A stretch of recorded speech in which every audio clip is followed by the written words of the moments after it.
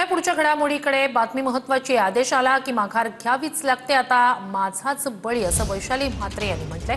ठाकरेंच्या शिवसेनेच्या वैशाली म्हात्रे या उमेदवार आहेत. त्यांच्यासोबतच डोंबिवलीत ठाकरेंच्या सेना जिल्हा प्रमुखांची ऑडिओ क्लिप व्हायरल झाली. कल्याण डोंबिवलीत निवडणूक निकालाआधीच 20 उमेदवार बिनविरोध झाले. टीव्ही9 मराठी या ऑडिओ क्लिपची पुष्टी करत नाही. हा साहेब फोन केलेला.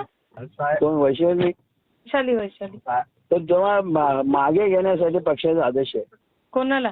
तुम्हाला वैशालीला. साहेब मी कसं माघार घेणार आता? तो आदेश आहे, तो सांगतोय काय गोष्टी आदेशावर मॅडम ऐकावं लागतात आपल्याला. पण साहेब एका घरात तुम्ही तिथे 2 तिकीट्स देताय आणि आज आता मला सांगताय की पक्षाचा आदेश आहे माघार घेण्यासाठी. कसं मी घेऊ माघार? अहो, जेव्हा एखाद्या गोष्टीवर काहीतरी वरून आदेश येतात तेव्हा ते मॅडम करावं लागतं आपल्याला. आता काय सांगतो? म्हणजे आता माझा पण बळी देतायत आता. आता याच्याविषयी मी तर सध्या काहीच बोलू शकत नाही. जो आदेश आहे तो इम्प्लिमेंट करण्याचा मी प्रयत्न करतोय. 22 ना आपलं. मी किरणशी बोलते एकदा. हा बोला. 22 ना. हो बोलून द्या किरण. बघू आपण मागे पुढे काय.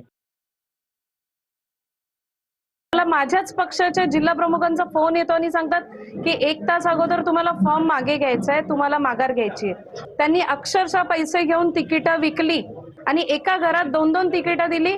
दुसरीकडे जिथे त्यांना आमचे असे कार्यकर्ते होते की जे माघार घेणारे नव्हते त्यांची तिकीटं कापली गेली आणि नको त्यांना त्यांनी तिकीटं दिली जे गद्दार आणि पळपुटे होते. जेव्हा एखाद्या गोष्टीच्या उमेदवारी देणं आणि हे सगळं चालू असतं त्याचा एक अभ्यास केला जातो आणि अभ्यास करत असताना जेव्हा त्रुटी काय ध्यानात येतात तेव्हा एखादा घेतलेला निर्णय पक्ष प्रमुखांच्या आदेशाप्रमाणे आपल्याला काही निर्णय बदलावे लागतात. मग ज्या ठिकाणी बदलले जातात त्या ठिकाणी जे नाराजी असतो तो निश्चित मानणार आहे आणि ज्याच्यासाठी मिळालेले असतो तो खुशी असणार आहे. त्यामुळं या दोन्ही बाबी, खुशी नाराजी, हे दोन्ही अपेक्षित आहे आणि जो लीडिंग करतो त्याला ह्या दोन्ही गोष्टीला सामोरं जावं